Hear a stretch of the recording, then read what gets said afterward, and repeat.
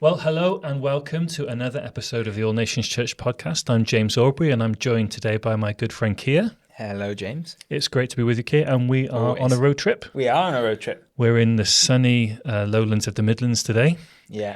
and we are really excited to be with a good friend of ours, Chris Alton. Hi. Chris, Hi, welcome Chris. to the podcast. Thank you for having me. Chris is here today because we are still in season 4, looking at different aspects of the Ephesians 4 gifts that Christ has given to his body. And Chris is a recognised teacher. He's based here up in Living Rock, and he is functioning as a teacher in the apostolic team that David Lyon has, who we met earlier on in the series.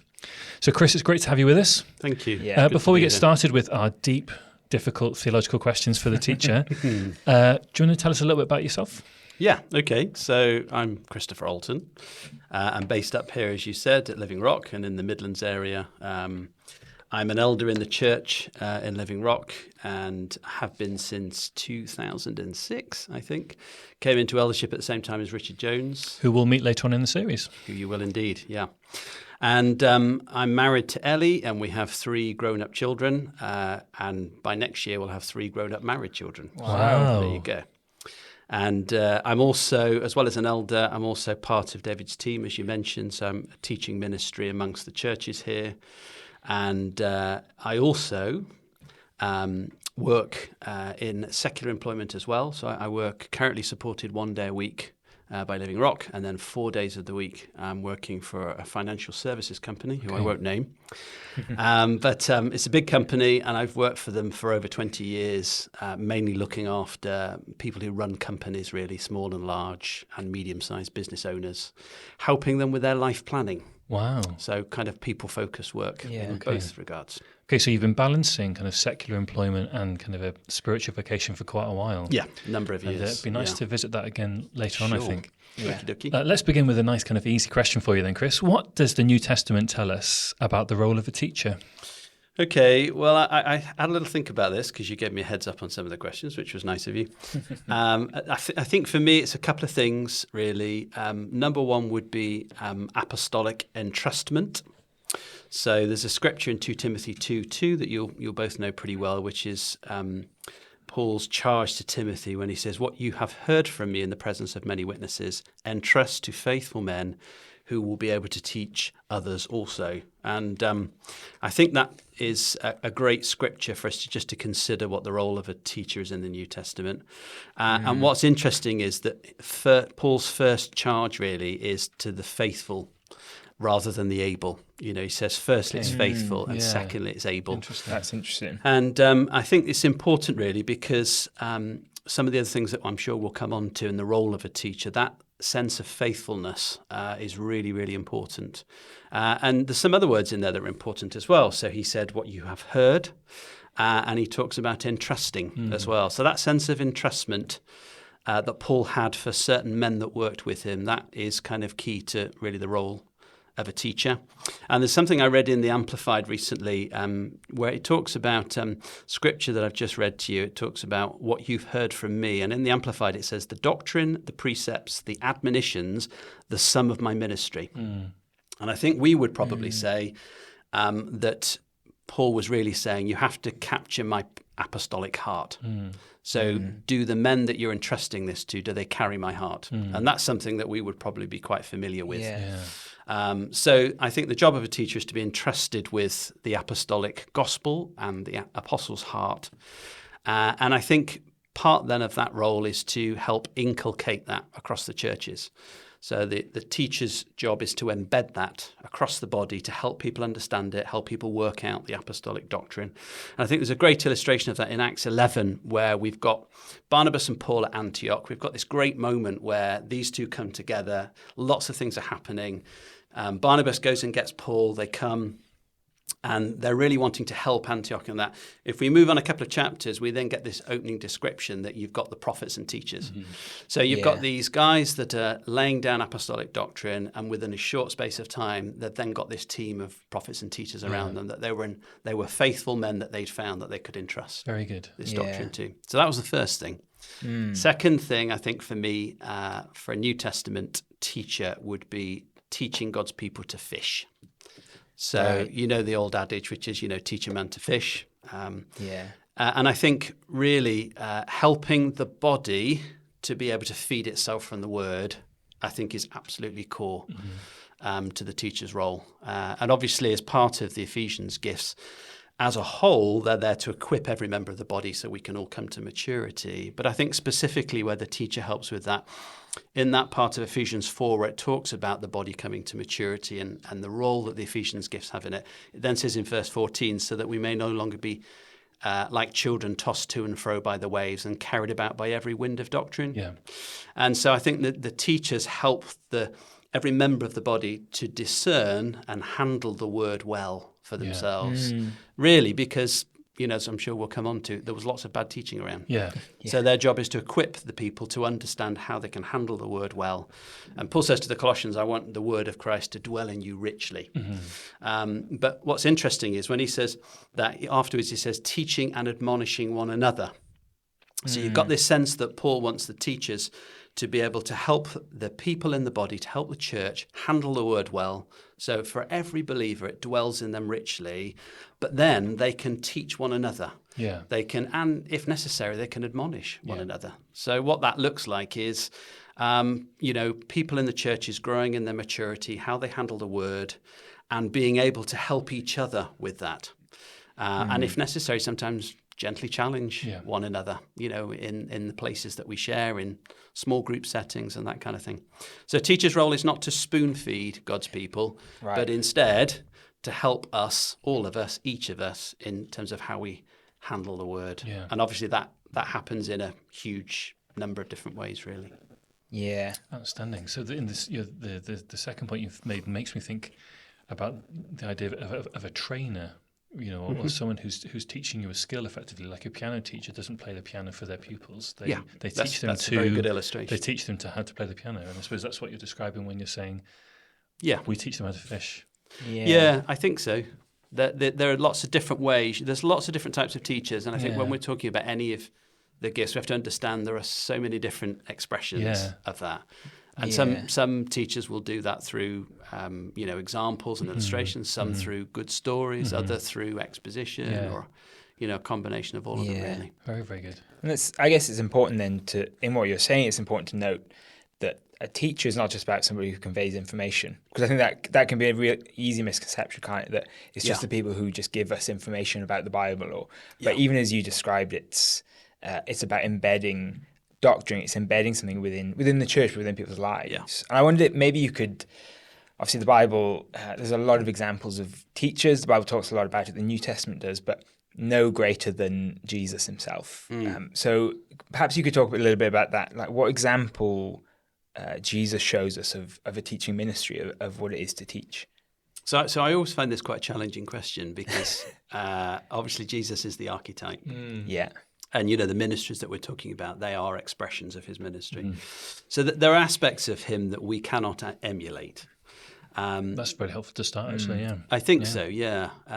But I do think what we are there to do is to steward aspects of his ministry. And I think for the teachers, I think that one of the things we see again and again through the Gospels is that his interpretation of the law. So, Jesus says again, but I say, said this, but I'm saying to you. Is interpretation of the law. Not interpretation as we see it in the New Testament. So when Jesus arrives on the scene, obviously we've got this situation where for a few hundred years now, we've had the rise of these scribes or teachers of the law, and that we first see mentioned in the post-exilic period. So we've got mentions in Ezra and Nehemiah, but they were kind of legalistic interpreters of the law, and they're surprised at Jesus bringing an authoritative interpretation, because everything was by debate and by argument. And I think really what they didn't understand is that Jesus was saying, this is God's heart in the instruction. And I think if I had to summarize kind of what he teaches as a teacher, is that everything that God has said, Jesus is saying, this is my Father's heart in it. Right. And the problem that he came into was that they had missed God's heart in it. They'd missed his intention. Yeah. They'd got sidetracked with the letter of the law and with the rule keeping, as we know, and they'd missed the heart in it all. Yeah. That was actually quite mind-blowing. Sorry, Yeah, so I I was just thinking about that. That was awesome. Thanks. It was awesome. Wow, I'd like to go and read the Gospels again and just think about that statement. Yeah. I've not thought about it like that before. And I think if you go back to what we were saying about the teacher, and especially we'll come on to it a little bit more, the role with the apostle, carrying the heart of, that's really in the heart of. Yeah, absolutely. It's really in the mix for a teacher, is being able to say, this is the heart behind it. And where we'll talk about some of the areas where it goes wrong is where the heart's been misrepresented. Oh, very good. Either deliberately or unintentionally. So you mentioned earlier on, Chris, that one of the reasons why teachers had to help people learn to fish was because there was also some kind of bad teaching around in the New Testament. So in the New Testament time, there's not any bad teaching in the New Testament. So what else can we learn from the New Testament about teaching, and what are some of the hallmarks of the false teachers that are mentioned in the New Testament, and why were they such a danger to the early church? I think there's we mentioned a bit earlier about the teachers of the law, and there's something it's good for us not to miss in that, because these people get mentioned again and again and again, and often they're kind of overlooked a little bit, really. We just sort of lump them in with the Pharisees. And one of the problems that they had was that Jesus was teaching like a rabbi. And these people that were questioning him weren't rabbis. They were different to the rabbis, but they would teach what the rabbis taught. So you would have the scribes who would teach the people, because you had so many synagogues. If you had a certain number of Jewish people in an area, you needed to have a synagogue under the law. So you needed lots of teachers of the law, but not all of them could lay down doctrine. Right. And so therefore, when Jesus is effectively laying down doctrine, they're saying, whoa, how are you doing this? You're teaching like a rabbi, not like a scribe.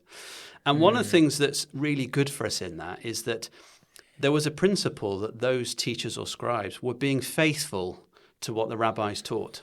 So they would never contradict what the rabbis taught. And I think that's a really important aspect in which the New Testament teachers that follow, the good New Testament teachers anyway, that they follow in that tradition, if I can put it that way. They were faithful with that which they'd been entrusted with. Yes. Yeah. But the contrast to them that we find later is that actually these guys were just relying upon debate and argument and what was called the oral law. Right. So in other words, it was a commentary that had grown around the Torah about how it should be interpreted for everyday living. Okay. And so much focus was on that they kind of lost sight of the law. They became legalistic with it. So I think for the New Testament teacher, they're similar to these other teachers that we see in their faithfulness and the entrustedness.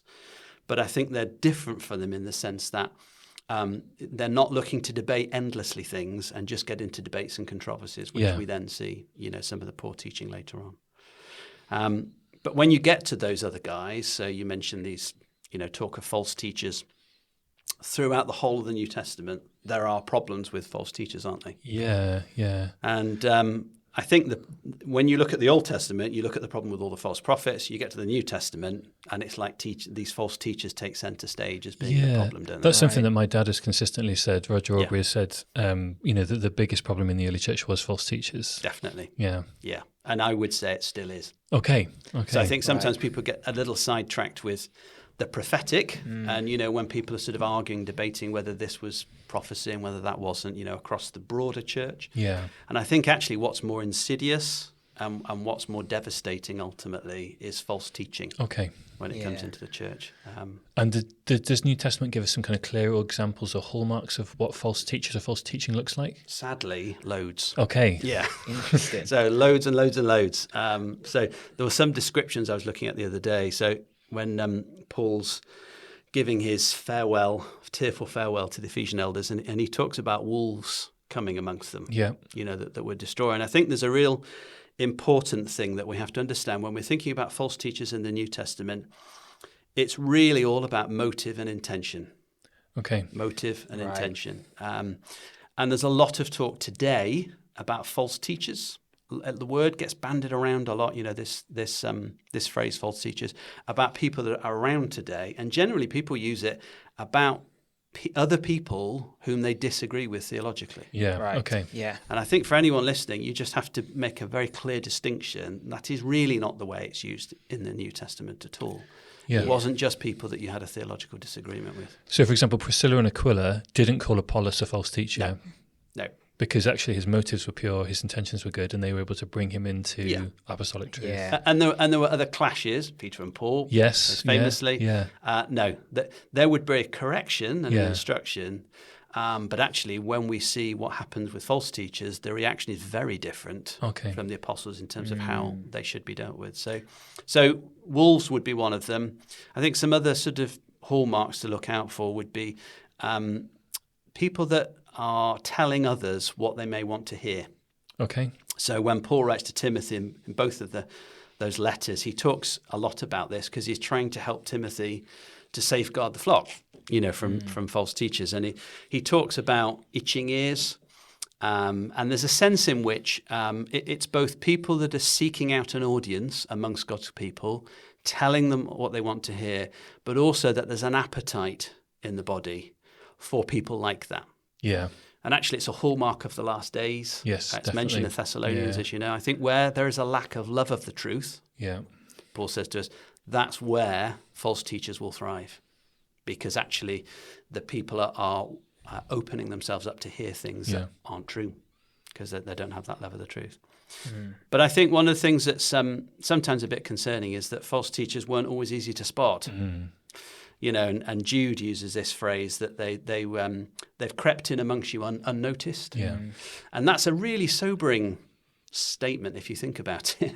Because for all of us that have care and responsibility for the flock of God to think about those that could creep in unnoticed and devastate the flock, who may be wolves, that's really quite it's quite scary in some respects. It's sobering, and it should make us sort of sit up and say, okay, we need to be on our guard. I would say.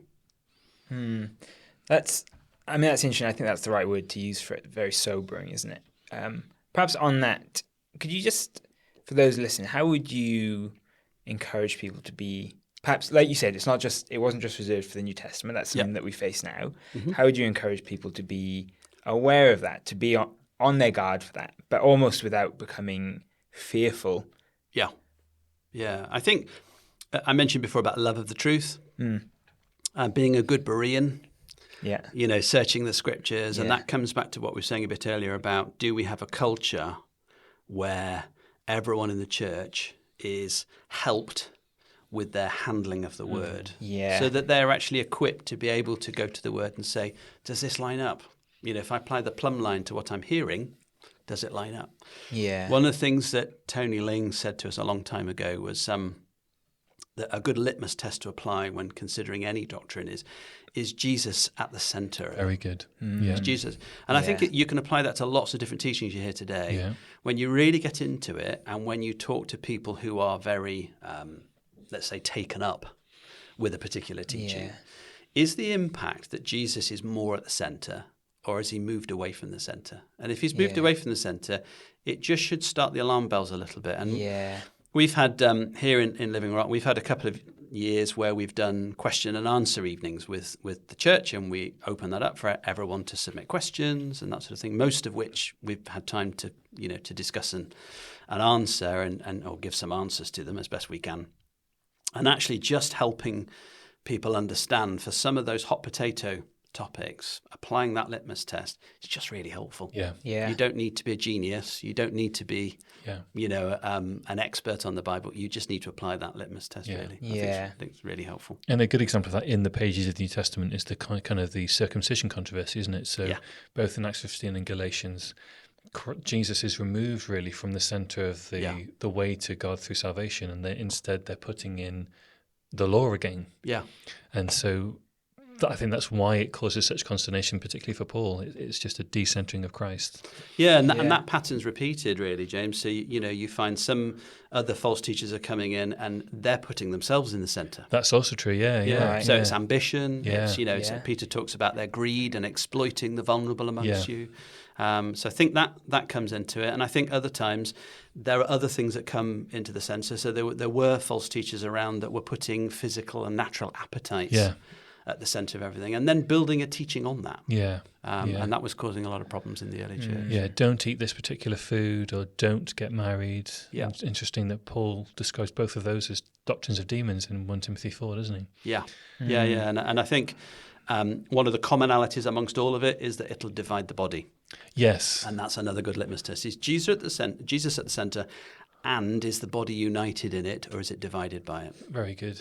Yeah. And I think certainly for shepherds in the house, that's a really helpful way to say, okay, how am I going to assess some of these things that I'm hearing talked about amongst God's people, really? And that, I mean, James, even as you were saying, I think that's really interesting for us, for anybody listening, because teaching, air quote, on social media is so prevalent. I think that's what you've just said is really helpful for people to say, whatever I'm hearing in these little sound bites that I'm scrolling through Instagram or TikTok, whatever I'm hearing, am I engaging with it in a way of saying, am I seeing Christ at the center of this? Yeah. And, we could look at a number of things on social media that like you're saying, Chris, is actually dividing the body.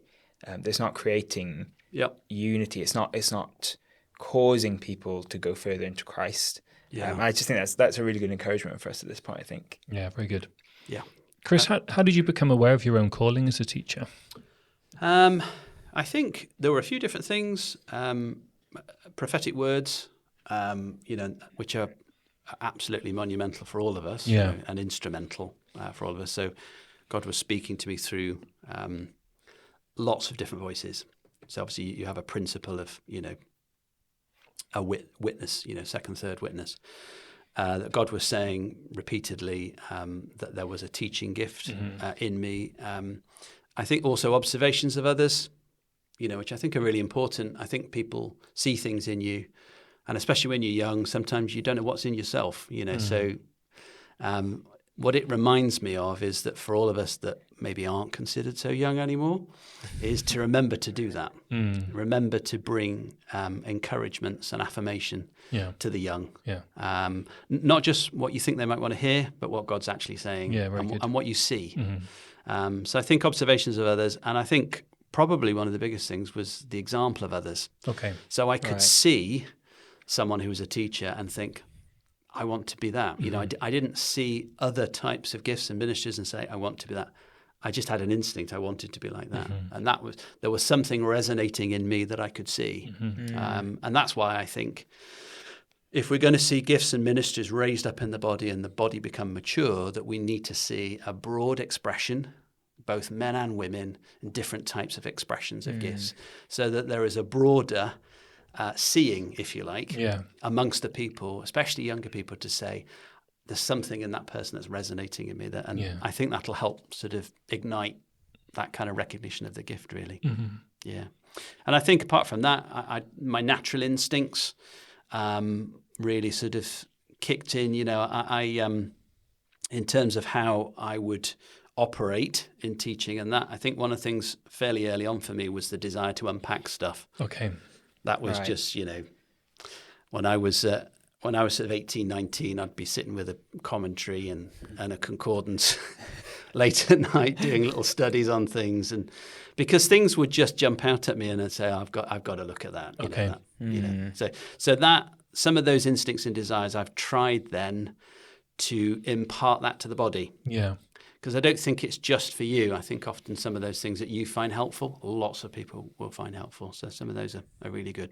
And this is a question that we didn't prepare for you because it's only just come to my mind. But as a teacher, then, did you find that you were specifically provoked or stimulated by the ministry of apostles and prophets? Of course, 1 Corinthians 12 talks about first apostles, second prophets, third teachers. So did you find, you mentioned Tony Ling earlier on, who's, in fact, we were both in the same church when we were both much younger, which Tony was leading. Yeah. But did you find yourself kind of sparked in different ways by apostles and prophets as you were kind of discovering your own gift? Yeah, certainly. I think at different times by different folks in that respect. I think certainly in terms of apostolic stimulation, if I can put it that way. One of the things I observed for a long time was apostles would bring something that was quite condensed. Yeah. It's in seed form, isn't it, really? Yeah. A nugget of revelation. And I think those things would sit in me. And I think, right, okay, I need to go away with this. Yeah. And I'd find, I could really pour a bit of water on it and suddenly it would start germinating. Very interesting, and lots would come out.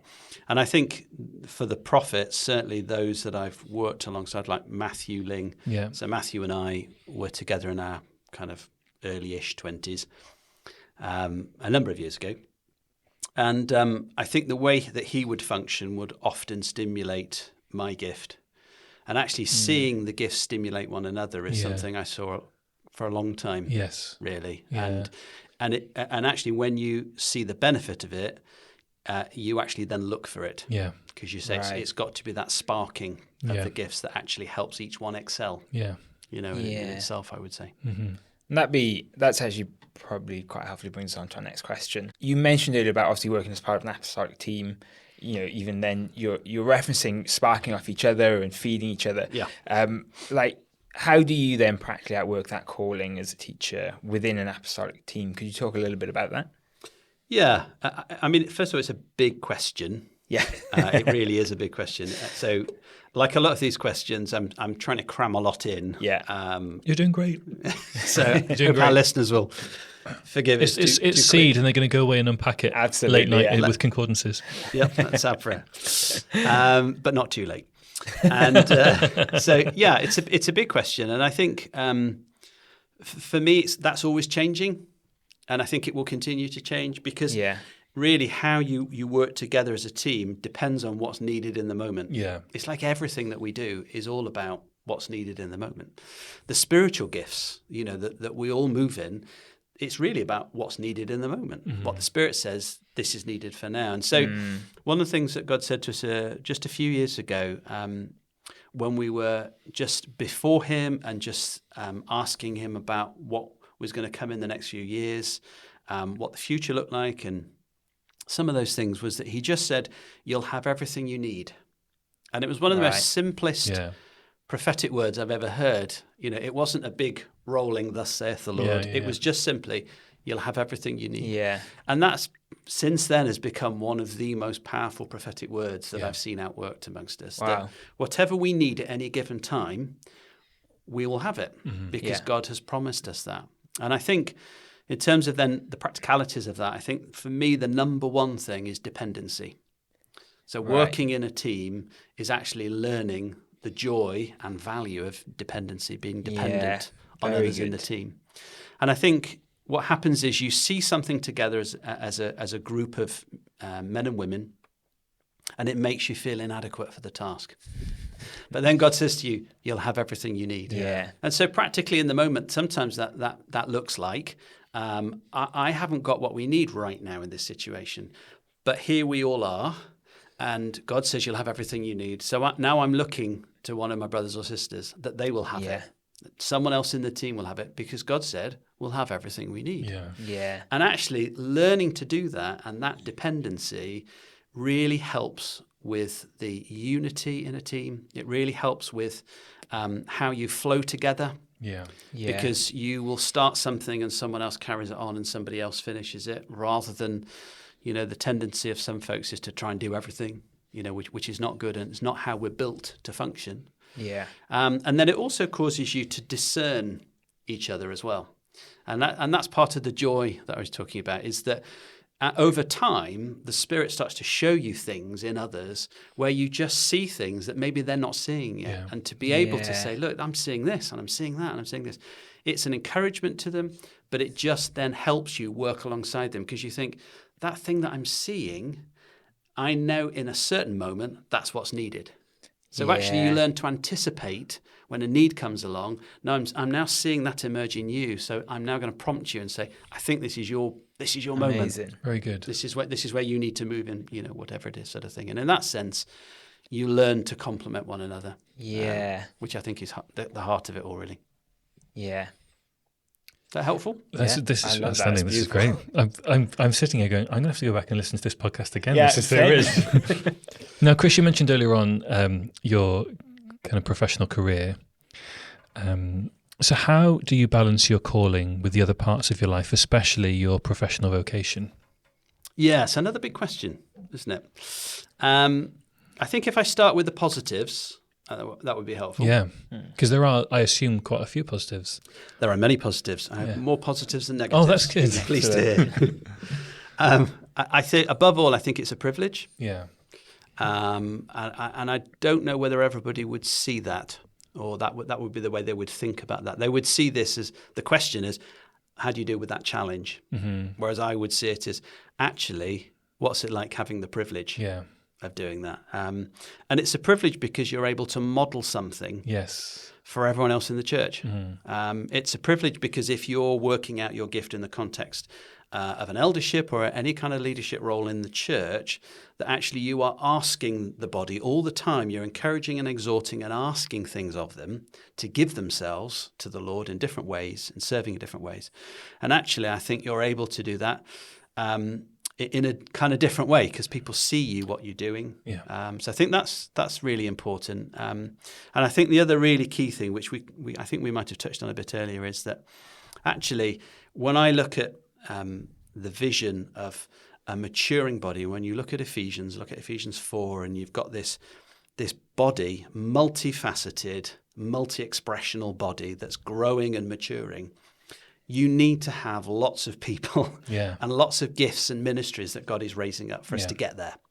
So I think practically speaking, not all of those can be supported from the tithe. Simple as. So if we had a culture whereby most of those are supported from the tithe, I would say we're now being restricted. In the same way as if you've only got one type of teacher and one type of prophet and one type of this gift and that gift, again, it's going to be a limited expression. Whereas I think what God wants to do in these days is he wants a multifaceted expression. And I think that's what the world is looking for. So that there'll be people out there that will see something, going back to my earlier point, they'll see something that resonates because they see a different way of Christ being expressed, really. So I think that those two things are really important. And I also think there's a point which I think, without wanting to sound a bit sexist, perhaps I'd direct maybe more to men, which is it's been my experience over the years that sometimes men think a successful career and ministry, certainly kind of very involved ministry, are a bit mutually exclusive. Wow, that's interesting. Yeah. Okay. So I think then that's meant lots of conversations with men in the church where they say, look, I'd love to be at this and I'd love to be at that. But, I work my job and I've got to support my family. And all of these are sort of, if you like, set in sort of contradiction to that or competing, if you like. And the principle of seek first the kingdom of God, and I'll add all those things unto you. That's been my experience. Yeah, very good. So I've had a career which has had success, which really in the natural should not have seen. Okay. God's blessed me in ways that those that I'm working alongside, I do wonder sometimes if they wonder how I've managed to walk into certain successful situations. I've had that question before. I get on ever so well with my colleagues, but sometimes I think they sort of muse at that, thinking, wow, Chris, it isn't at all the events I'm at. He's not putting in all the overtime I'm at, but somehow, God is blessing him and that. Yeah.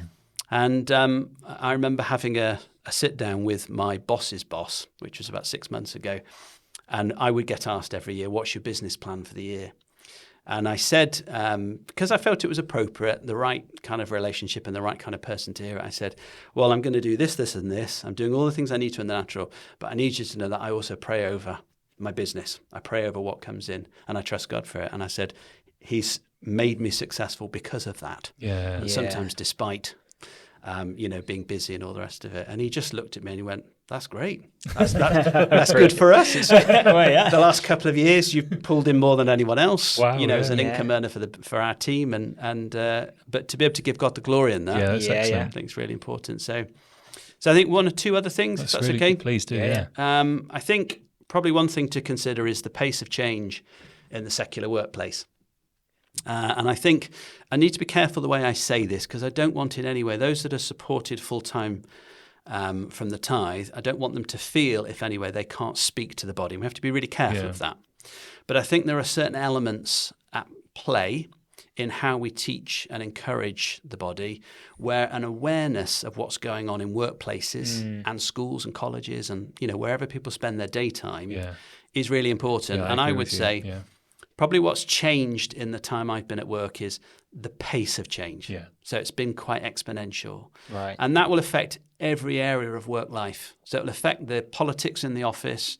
It affects the way that you might deal with customers and clients, or, with pupils, or, whatever your interface is, if you like, in terms of employment. And because the world is changing at a pace, it's really important that we help everyone in the body who's in that world and functioning in it and needs to thrive in it.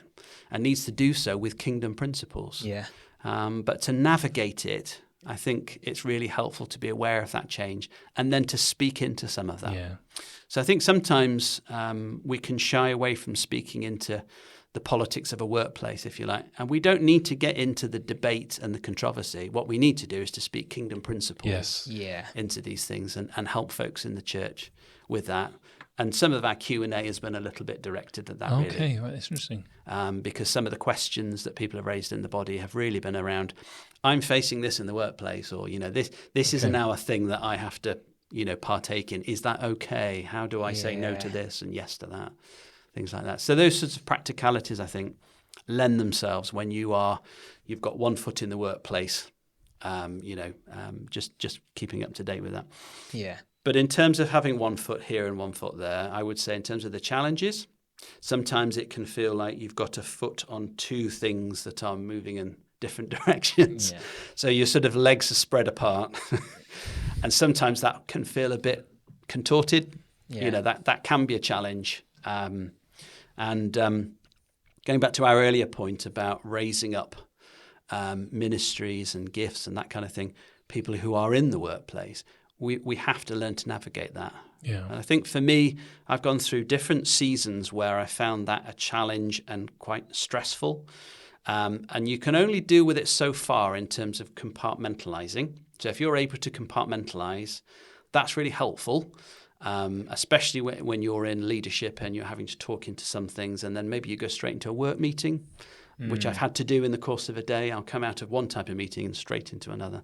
Compartmentalizing is fine, but actually what we need to find is a Sabbath rest in that. And I think for those that are trying to find that balance, I think I would say it doesn't come from any technique or any sort of mindset. It actually comes from finding the peace of God so that you can actually do both those things in the grace of God. Yeah. Because ultimately that's all you got. Yeah, very good. That's very, very helpful. And it leads us on to, I think, what will be our last question. So in the light of all the demands on your time and the opportunities that are in your time, how do you practically plan and prepare and then deliver your teaching? This is another big question. we only ask big questions. You do. You should rename it Big Questions.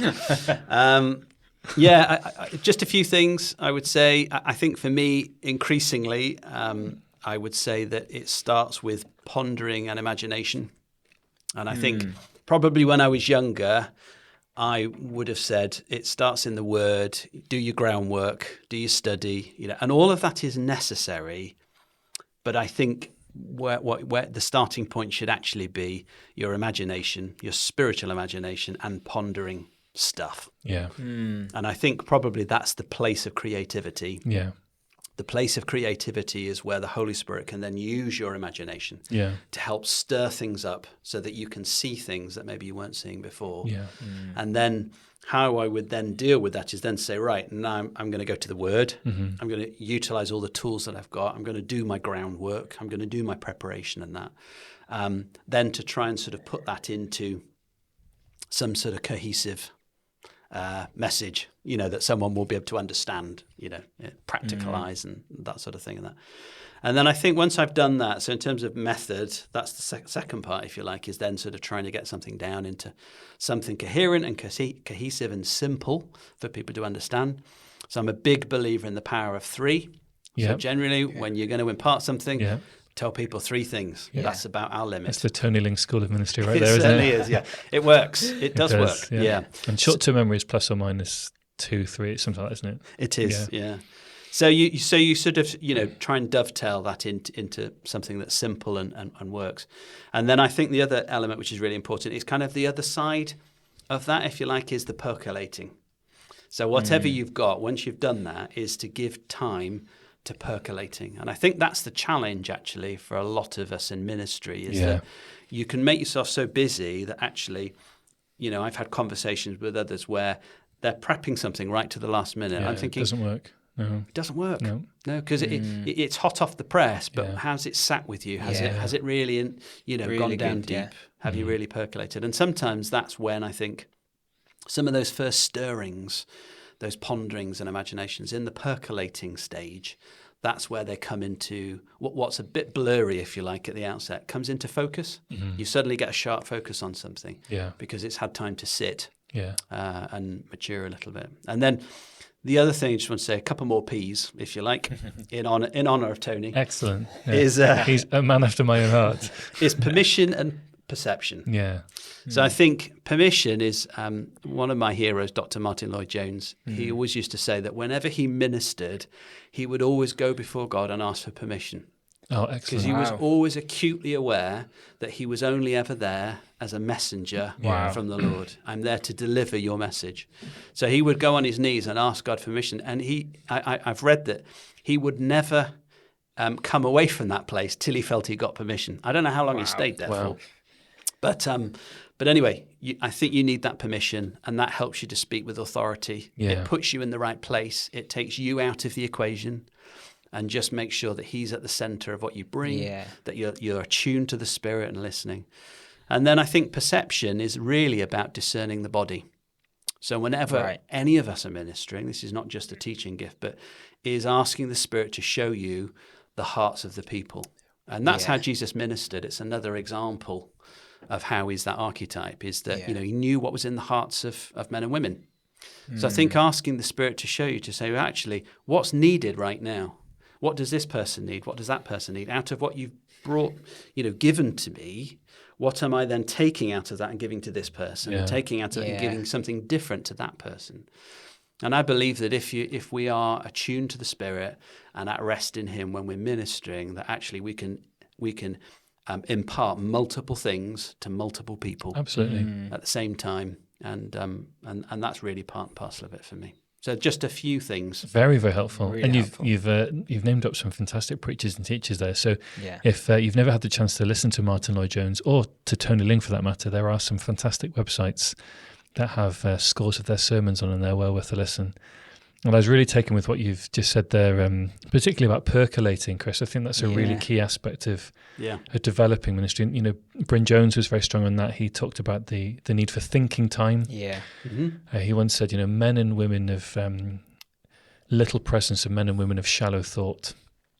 Very good. And that kind of whole notion of allowing that word to sit with you and for it to grow, I think I think in the congregation knows the difference, don't they? When someone brings something that's been lived out and thought through rather than something that's just been cooked up the day before. Yeah.